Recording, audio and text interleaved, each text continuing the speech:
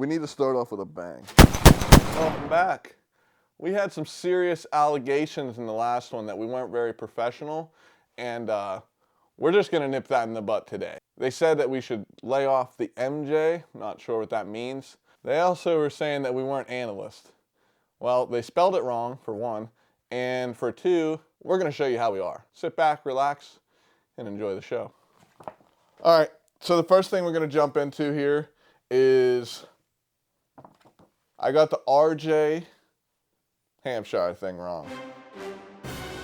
And there's a reason for this. It might not have been out yet. I'm sure you guys found out. And then the video was already out. So, yep, totally missed that one. What the hell was that? The hose. That's the hose? It's the knob for the hose. The hose. Anyways, so yeah, we missed that one a little bit. I forgot about George Prada. I'll admit it. But George Prada, you know, as much as everyone thought he was going to do good, even me. he forgot. Yeah, he actually almost forgot to show up. But you did get the chase thing right. You said he was going to try real hard and wreck, and try it real hard and wreck he did. Yeah. With no goggles on. Oh, he's just out there watering the garden right now? We're trying to do our real job in here, and this dude's watering the garden. Sexton. Let's look at the fucking... We're looking at you guys this time. We're done looking in space. We're done doing that. We're not Elon Musk. Awkward stares coming up. You guys are ready for eye contact, hopefully, because you're getting it from two of us. Sexton crashes out. Not really that surprised. Really simple here. He was either going to crash, trying really hard, or give up on the bike because he wasn't comfortable. It was a bold move to take the goggles off as quick as he did, too. Did we ever figure out why? I know I'm the analyst here, but we need to find out how or why he had to take the goggles off. The only thing that makes sense to me was he got hit in the face with a rock and it broke the goggles. That's the only thing that makes sense. There's no way he ran out of, or he ripped all the tear-offs off before he even started. I mean, you would think that you would just wipe with your glove before. If that was if that was the issue. But if your goggles broke, maybe he had dirt in his brand new goggles. Someone said that there was dirt in his goggles, so he took them off. But that doesn't mean it's true. I don't know. Okay. That's what I know about. That's what I don't know about Sexton. We also heard he's not coming back till Redbud. And I don't know if you guys know this, but that is the 6th race of the season. We just finished round 1. It ain't looking. Yeah, he actually finished what? 2 practice. 5 laps. Yeah, not Moto 1, which sucks. We don't want that for him, but that's the reality. Wonder if he stays with KTM the rest of the time or if he calls it quits halfway through. I mean, if he doesn't feel comfortable, I'm going to make another accusation here because I'm the lead analyst here. And I think that if he comes back and he doesn't feel comfortable and he's not winning, he's going to take the L and just pull the Cooper Webb. Just so everybody knows, I like Cooper Webb. I don't think what he did was wrong. That's what you're going to compare it to. So he's going to pull the Cooper Webb if he doesn't do good when he comes back. Let's talk about Joe Shimoda. That was a surprise. No slow start this year. Came out swinging. He looked good. He did look good. So he shows up for Nationals. If he starts in the front, he's going to go really fast. He always has a little extra than everybody else unless he starts 8th. If he starts 8th, not that I don't want him to win, but he's not going to win. If he starts 5th, 6th, he can win. If he starts 8th, he's not going to win. He could go up to 3rd, he could go up to 2nd, but that's going to be something dangerous because if he could just repeat starting in the front, good chance he can hold it off. And the one thing with Joe right now is he's the only one that really is just like not letting Degan bully him.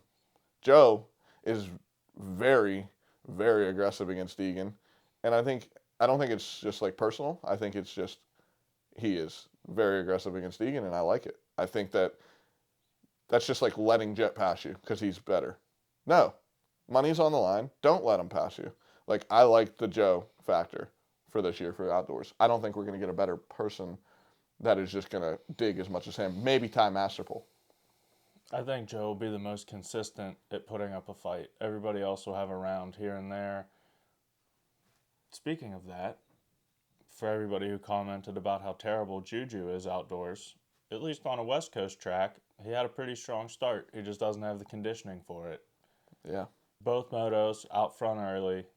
He fell back, obviously, but it was not as terrible as some people made it sound like he was going to perform. Analyst.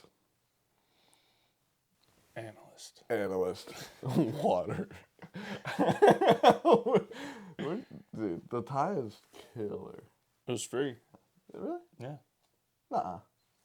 I had to go get fitted for a suit for my sister's wedding, and they gave me a free tie. That's what the fucking theme was? No. Candy cane? No. My daughter picked it out. Oh, man. All right. Dick. Hey, see? Sometimes you're wrong. Just like my reset wasn't an analyst. And we need real jobs. And here we are, analyzing. Doing it. Speaking of real jobs, what do you think you'd do for yours? Oh, here. I don't know. I'm kind of buried in this. I don't think there's any other option for me at this point. I'm either going to be homeless or have this job. So, hope for me or hope against me. We're going to see one way or another on the streets some way. Okay. What about you? Other people's girlfriends. That's your job? Yeah.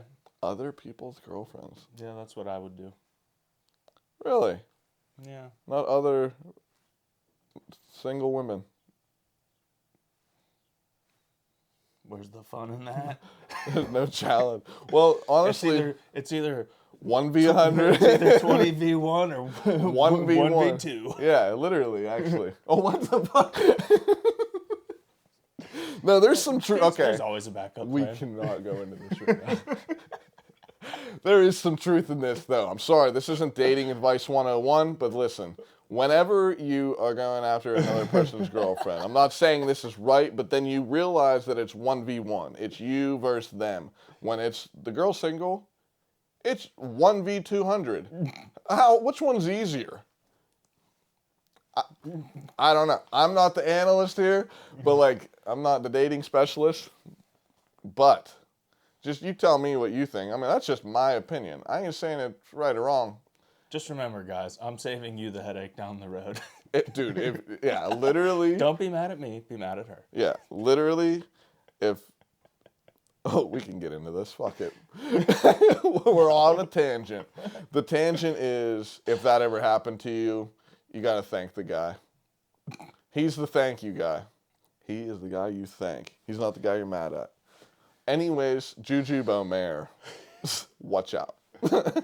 I had him for third. He had really good starts. I'm interested to see if he keeps that up in the East Coast tracks where it's going to be deeper and softer. He is a West Coast kid. Yeah. So. Is that where he's from? He's from, Arizona. He could peak after Hangtown could be like top, and then you're either going to see him maintain or fall off. Yeah. I don't think he gets better when things come east. Yeah. I mean, he raced West in Supercross this year, which makes sense. He struggled in the East-West showdowns that were on East Coast tracks that were deeper and more ruddy. It's pretty good analyzation. I think we'll see. I mean, that makes a lot of sense because the KTM is in California and it's on the West Coast. So where he's training is very West Coast as well. And let's jump into Eli Tomac maybe a little bit. Eli Tomac, I think that was a strong showing for his first race back. I just would be very curious to know how hard Jett was pushing to hold him off. Because he didn't look on the edge. He looked smooth. There were some mistakes made. I think Eli gets stronger, and Eli's there more often. I don't think it's going to be a consistent thing that Eli can get around him. With what you said there, Jett never really looks out of control. Even when he's pushing. That's the one thing about Jett is you could watch him ride, and even when he is trying his really, really hard. He doesn't really look it. So it's like what you said is perfect because you really don't know if he was pushing to the limit or not. No, he was asked in the press conference after the race, and he wouldn't give an answer there either, which makes me think that he was pushing harder than we realize. Or it's poker. Yeah.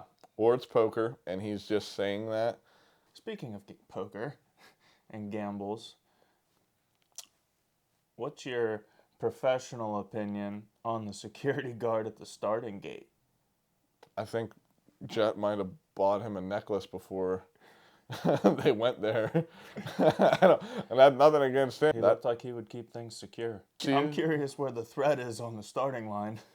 Who knows? I mean, that's public. I mean, you've seen people jump over the fence before for less in the middle of the race, let alone someone that's actually upset for him being whatever you want to call it.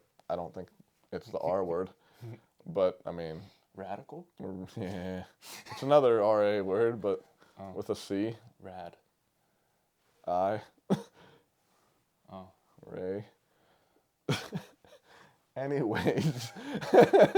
I don't assume that. I just, unless someone really feels strongly about that, I mean, who knows what they could do or what they want to do. He signed the girl's hat, and that bodyguard was on his game, we'll say. And then Jett almost stole her hat, which was kind of funny because he like signs it and then he just walks away with it. And they're like, they both, and the girl walks away too. And then they realize. But whatever, we're going to see a lot more. He's either got a royal flush and he doesn't want to tell you that, like, I got a lot more, or he went to his limit and he doesn't want to say, he almost got me. Like, you don't want to say either. It's a game of poker with that. So, I mean, that's something to be, I don't know, something to be determined. I don't think you can go much faster on the West Coast tracks. I think if Jett really is going to be that much faster again this year, it's going to be in the East. Because that's where all the real bumps and the real ruts and where it really gets separational.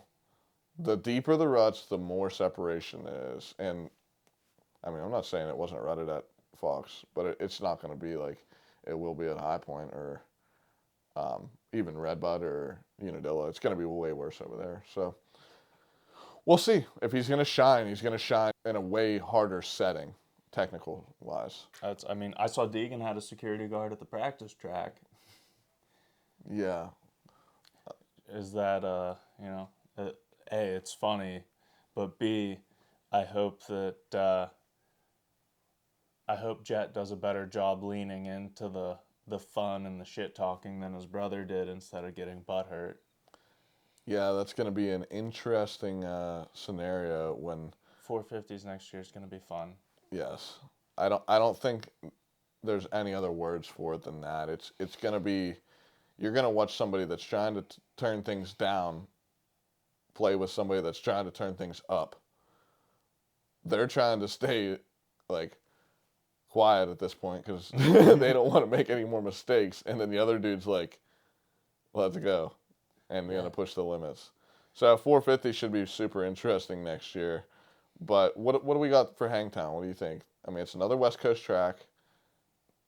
What's the speculation on? Let's see, like. I mean, Justin Cooper impressed me. He did a little bit better than I expected.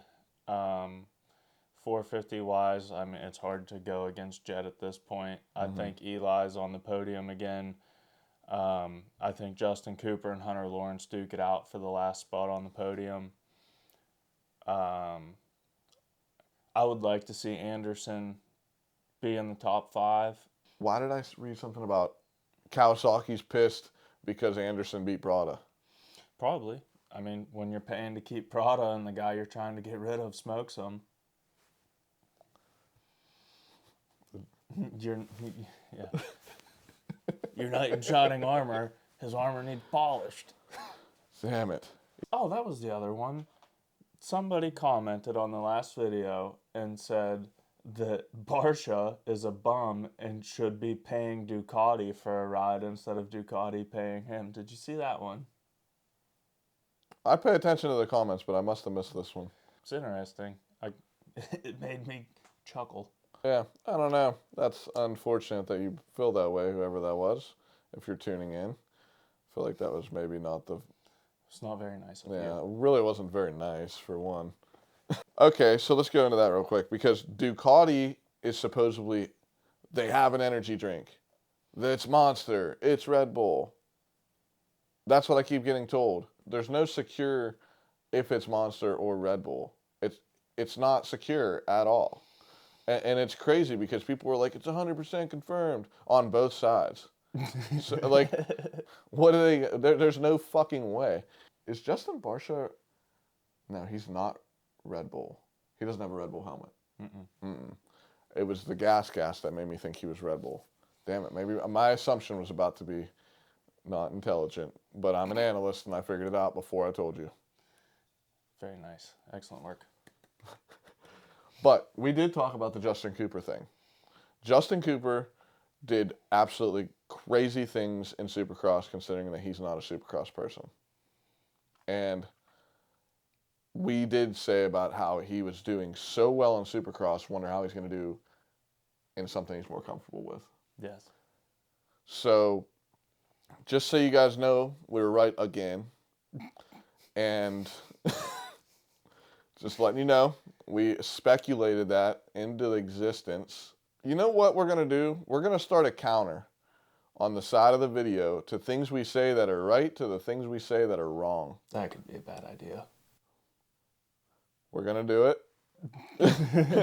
So the next video, we'll go over everything we speculate this week and see what happens. I'm saying Degan goes 1-1 in Hangtown.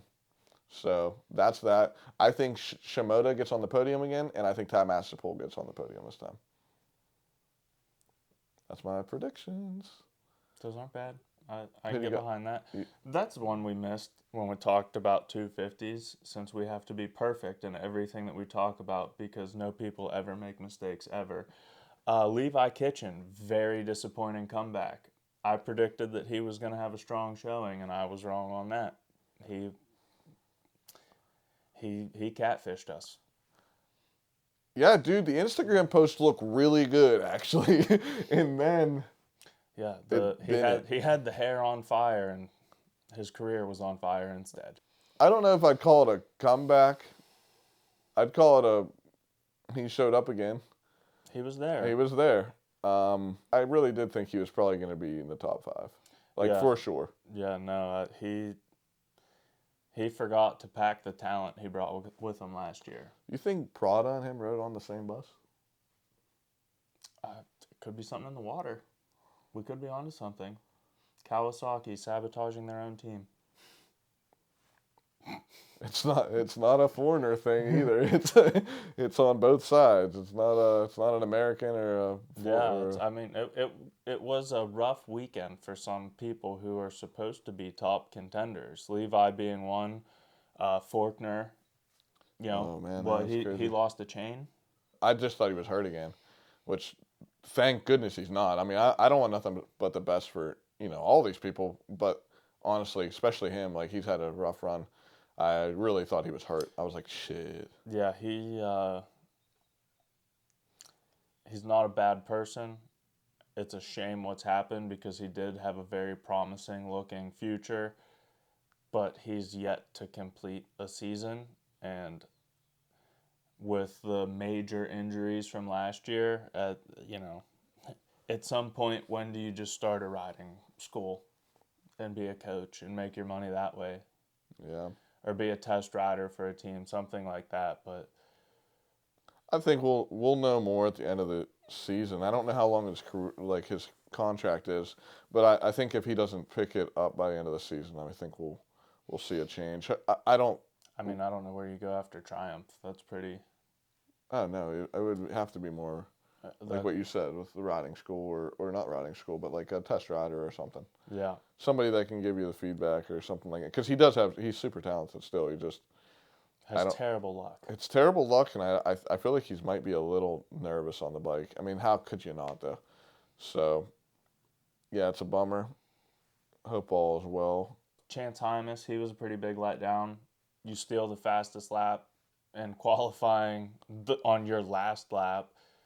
And, you know, it's, you don't want to see somebody throw it away on the first lap, but that's also been a chance and chase thing. They both seem to have a ton of speed, but once the track really starts to break down, they don't slow themselves down to match the pace of the track and usually end up tossing it. So, you know, Moto 1, that's what you saw. Moto 2, bad start. I'm sure that he'll be up there with Degan a couple rounds to push him and make him fight for it, but once again, just not a consistent person. What is his second year? I think he did, because he raced. What? I mean, he's had two ACLs. He blew an ACL at Unadilla. Wasn't that his crash at Unadilla was something that took him out last year, and then this year in Supercross did it again. Yeah, so we can even go back into the chance thing again a little bit. Okay, so he steals the fastest lap away from Degan. Very cool. It's what you want to happen. Everyone knew it. Everyone noticed it. That was badass.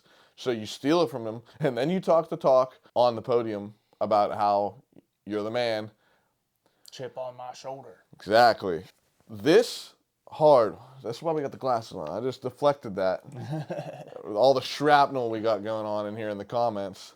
You have to realize how difficult it is to do it like that, steal the fastest lap, go in there, talk the shit, and then show up and do it. There's a whole thing behind that. That's why when you guys are like, Degan's talking shit, I don't like him. But then he goes right back to work and shows up just like he said he was going to do. There's nothing more impressive than that because it's so hard to do it, even if you're quiet. That's why we can go into Anderson. That's why Anderson likes being quiet, because he doesn't have that pressure.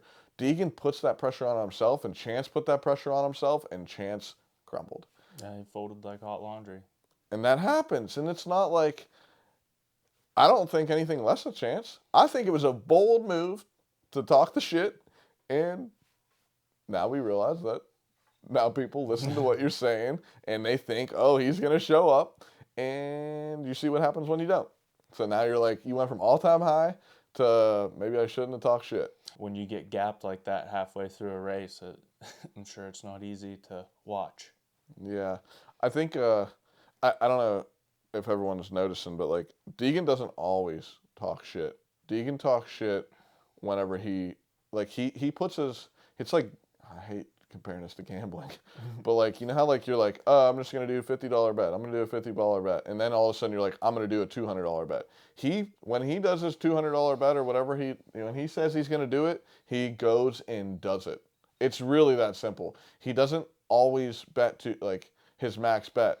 He only does it at certain times. Maybe it's a lot more than anyone else would want to do it, but when he bets it, it happens. Like, his ratio of talking shit and then things happening or him doing exactly what he said is ultra high. Ultra. But regardless, love him or hate him, every person tunes in to either watch him win or you're sitting there hoping he crashes and washes it away. Yeah. But all he's doing is marketing and bringing more eyes to the sport, and whether you're talking good or bad, it's attention on him. All you're doing by running your mouth is making him money. It's amazing. It's crazy to have to perform like that after talking shit. Like, I wouldn't. That's a lot of that. You just put extra pressure on yourself, and that just shows that kid eats that shit up. If he puts extra pressure on himself, he shows up. I don't know. I mean, you put the pressure on yourself today. Look at that tie. Yeah, we tried. We tried. We did what we could. The thing is whenever we do things, we do what we can. And you should too. And that's the end of the day. We'll see you guys in the next one. Hopefully you enjoyed the analyst, or the show, of the analyst of the show. Yes. Do you want us to wear these again? We might wear these somewhere else. Do you like the professional look, or, should we go lab coat, bow tie? What do you want from us? Do you want us... What do you want from me? Well, don't ask that. They're just going to tell us to quit. We're not doing that. We have a lot in us. but it ain't quit. It's do. And dumb. Done and did. Yes. Yes. Anyways, thanks for tuning in. We appreciate it. We'll write more down in the notes next time. And if you guys have anything you want to say, we'll go off of that. But hopefully you enjoyed the shit show. So, All right. You ready? See you guys next time. Peace. Legs. Holy goodness. It looks like I'm in a dress. So the first thing on the agenda is, bro, the glasses. I know how it is from your view, and it's got to be fucking horrendous. Sleeve, just from these? Bro, me too. Holy fuck. This is what Dylan's going to look through for the rest of the time. Appreciate it. I'm getting a headache. If Dylan has his eyes closed halfway through, you know why. All right. Dude, are these even on? Yes. Where's the light? Bro, your light's not on. Dude, that was such a good catch. Bro, that was a great catch. Before we did everything, and